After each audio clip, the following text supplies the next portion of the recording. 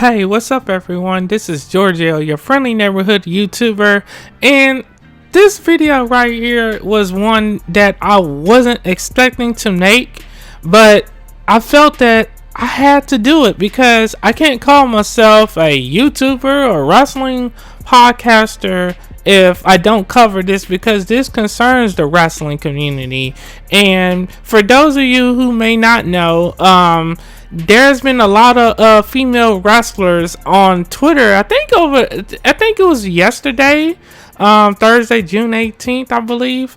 And it's probably been going on before that, but there's a lot of female wrestlers who have been speaking out about their, history of sexual abuse slash assault, whether it's by ex-boyfriends or ex-trainers or co-workers in the wrestling, industry.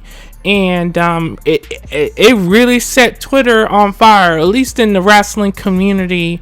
And I wanted to share my thoughts on it. And I know this is in the whole topic of sexual abuse and assault is very, very, touchy and sensitive to discuss, but I do feel that there is a way that we can talk about this in a mature, civilized way. And also, I'm going to share with you all a conversation, or at least a post that Allison K, who's a female wrestler who works for NWA, the National Wrestling Alliance, and I'm going to read it to you all, and I'm going to read to you my response and what happened afterwards. So let's get into that, shall we?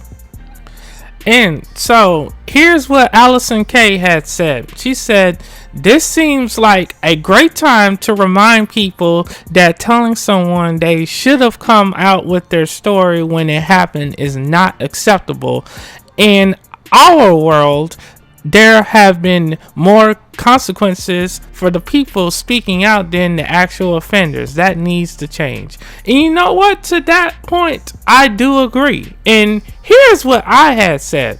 I said that's a fair point, but I think the sooner a person speaks out, the better chances they have to get help and justice for what happened to them. I definitely don't think any form of assault, I don't take any form of assault lightly. And I should have said lightly, but, I was just trying to make sure I carefully, replied in the way that I liked it, But nonetheless, and then I said, I just don't like false accusations without any validity behind the incident. And for some whatever reason, I got some good likes on that tweet, by the way, but for the most part, the thing is, like, most of the women that, it was like 3 other people or whatever, but they try to take that last sentence out of context and make it seem like I was being insensitive to what Allison K was saying, which anybody with a clear thinking brain can see that is not the case, right? You know what I'm saying? And I'm just sharing my thoughts on, sexual assault accusations and all that stuff in general with that last sentence. But nonetheless, I don't have to explain myself like that, because for the most part, that whole tweet was positive. It was mature, and I was very civil in my response. And then, of course, on Twitter, a lot of people don't know how to be civil. A lot of people don't know how to discuss things without cussing at you and trying to name call and all of that stuff. And then they try to quote tweet you and make it seem like you're this person that you're not. But I'm not worried about that, because I do feel like this is a conversation that men and women should be able to have in a mature, civilized way without us arguing and all of that crazy stuff. And the thing is, you guys, I don't mind anyone disagreeing with me. I'm okay with that, as long as they're not disrespectful, as long as they don't try to attack my character. I mean, if you disagree with me, just say, hey, I respectfully disagree with you, and here's why. Then we can go from there, right? You know what I'm saying? But anyways, of course, Allison hasn't responded to this. And by the way, this is a screenshot from Thursday, and this Friday right now as I record this. So I probably got more likes on it or whatever, but for the most part, I think everybody can see what I was trying to say. And of course, I'm going to show you all more, screenshots and stuff of what other wrestlers and people have been saying in, the wrestling online community and in the industry.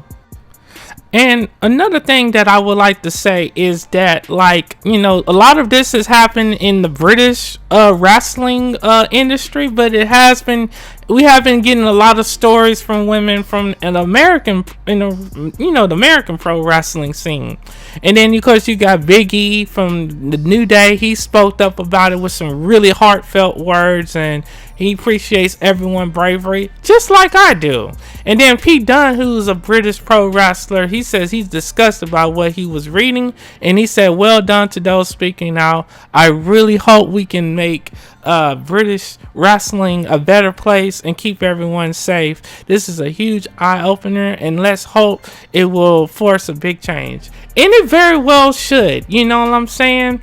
And of course, there's more that I had saw from the website Forbes, because that's where I had got all the news and all the details in one place for this video that I'm doing.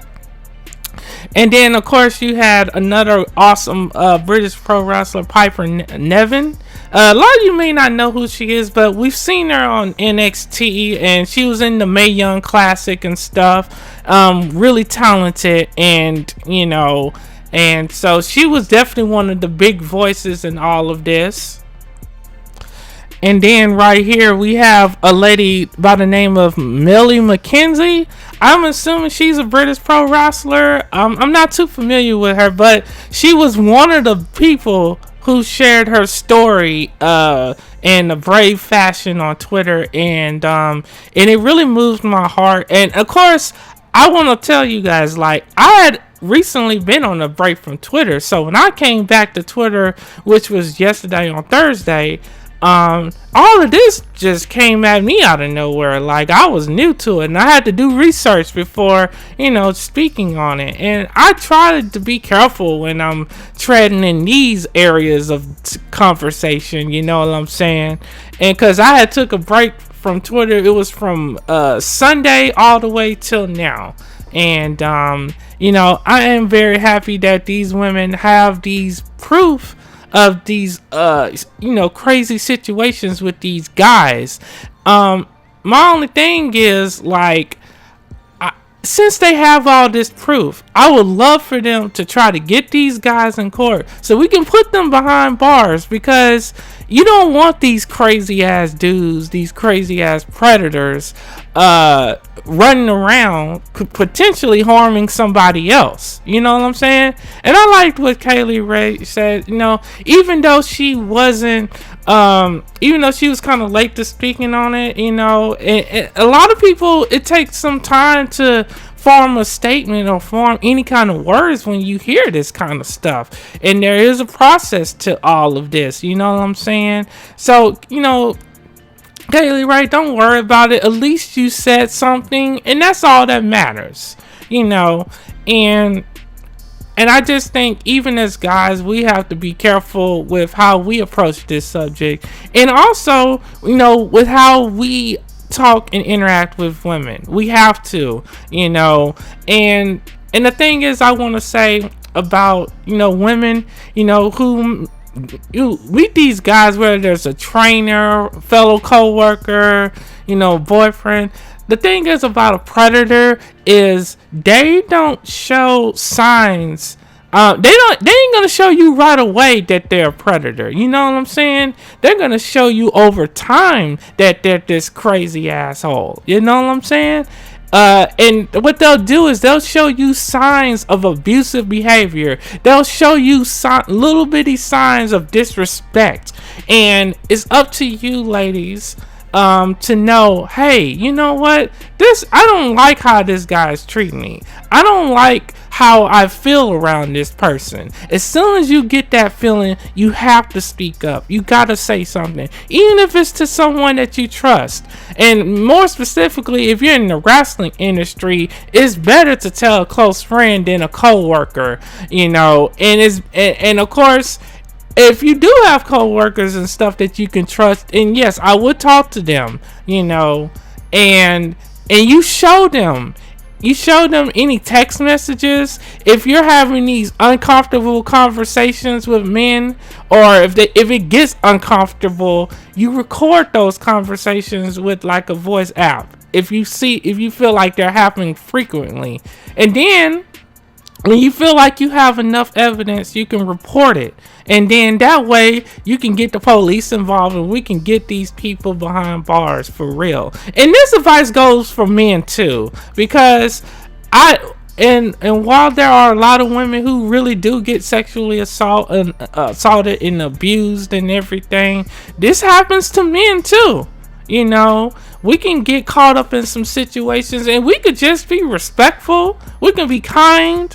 We can just, and somebody and a woman can easily say, well, he did this. And then if you're a man who's innocent, you ain't got nothing to prove it. You pretty much done for. Especially if you're a black man, because I'm gonna use this as an example. You all know what happened with Bill Cosby. They didn't waste no time putting his ass in jail.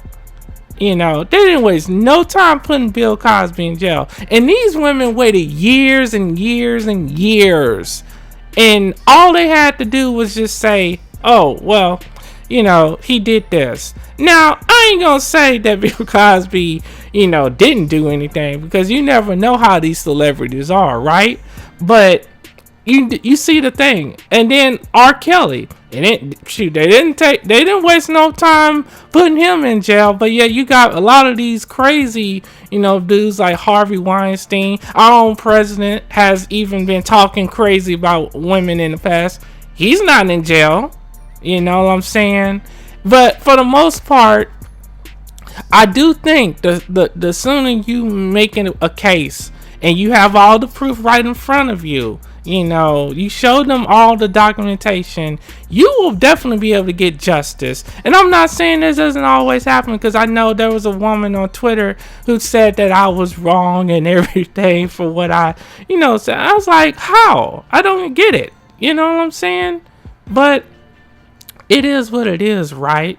And some of the guys that there's two WWE UK wrestlers. It was Jordan Devlin and Travis Banks. They're the two guys who have be at the forefront of this speaking out hashtag. And you will be able to read a lot of these women's stories on Twitter if you use that hashtag and stuff. I don't want to share all of their stories out of respect for them. You know what I'm saying? But it definitely hurts my heart that this stuff has happened, to good women and everything. And I've seen this stuff, and I've seen women that I know get this kind of treatment, and I don't stand for it. I don't want any women to think that I condone any of these bad behaviors and stuff, because I don't. You know what I'm saying? And if a woman is being like that with me, being disrespectful to me, acting any kind of abusive towards me, mainly emotional, I don't hesitate to put them in their place and tell them, hey, you're not going to talk to me like that. And I tell them, leave me alone. You know what I'm saying? And women, that's what you have to do with some of these men who act like this.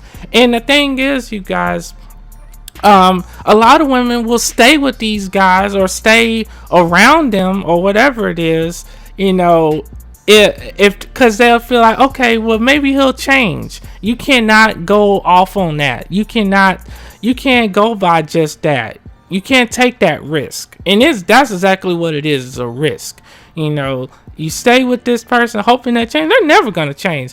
When somebody show you who they are, you definitely got to take that for what it is and just get the hell out of there. Count your losses and move on. And I know some people don't have that option, but most times early when you meet somebody or you know someone for a while enough, you will start to see who they really are. It comes out, And also, I want to share with you all, I found another person who was being accused, and it was David Lagana, who's like the co-founder of NWA, National Wrestling Alliance. That one really threw me for a loop. I was like, what? And you know, that just like, whoa, man. And I'll show you the article right here, at least a piece of it from the Forbes website. And as you can see right here, this lady by the name of Liz Savage on Twitter, she said, after being friends with David Lagana for 4 years, he sexually assaulted me. And then she says, I moved to LA after 2 years of him asking me to come out, and he told me I was a real friend to him, and I had been there for him when he was at his lowest, and he wanted to bring me out to LA for work. So that's just the thing, they were friends.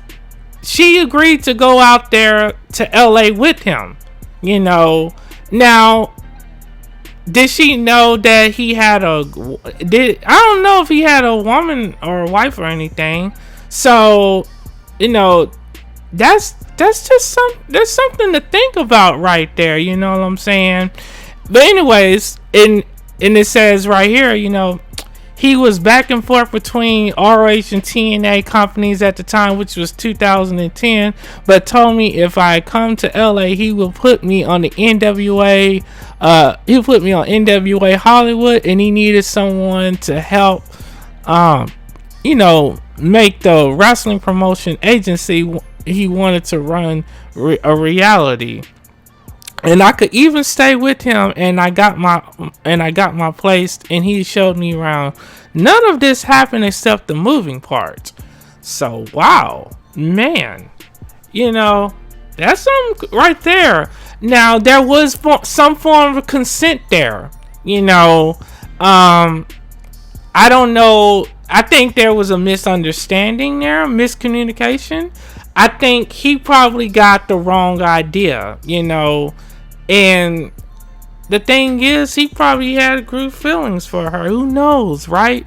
It's so hard to say. But there was some form of consent there. And, of course, David Lagana, he hasn't made a statement yet, which that's probably the smart thing to do right now. Because a lot of the people who are being accused, there has to be an in-depth investigation, you know, for the women who do have proof, they need to take this to court, and they need to use this in a way so we can figure out if this is true or not. Because if this all is true and these guys are found guilty, these predators, whoever it is, you know, they definitely need to be thrown behind bars. And I'm one of those people. I always believe in the saying of innocent until proven guilty. And that should apply to everybody, you know what I'm saying? No matter what gender, no matter what race you are. And, you know, so, you know, and for this stuff, like I said, that really happened to the women, I really hope that they do get the justice that they deserve from all of this. And if there are some people who didn't, you know, I don't think anyone should lose their job yet until we find out what really happened, and or at least until we get some kind of, you know, report on, like, if these people are gonna go to jail or whatever. Because that's what you should want. You should want for these guys or these predators, whoever, to go to jail for what they did. And lastly, I just want to tell the women that you do have my empathy, you do have my support, you know, because I know that this is a tough time for you, and it's very hard to come out and talk about stuff like this. But the fact that you not only talked about it, but you show proof of these things happening, I feel like you'll be moving one step closer to getting the help that you really need. And I just want to say, you know, thanks so much, y'all, for listening. And I can't wait to hear your thoughts on it. And just please, you know, be safe out there.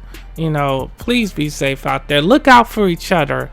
And just please take in mind of what I said in this particular episode of Beyond Wrestling. You know, it was very heartfelt. And, you know, I tried to share my thoughts in the most mature way that I could know of. But anyways, you all, y'all have a blessed day, and I love every last one of you, and thank you for checking out my channel. And make sure you share this and tell people to listen to the whole thing, because I know some people, they ain't gonna listen to the whole thing, and they'll try to take what they want and switch the narrative and all that crazy shit. But anyways, who knows when the next episode of Beyond Wrestling is gonna be, but it will happen, and I hope to see you all back here for it. Anyways, this is Giorgio, your friendly neighborhood YouTuber. I'll catch you all next time. Peace out.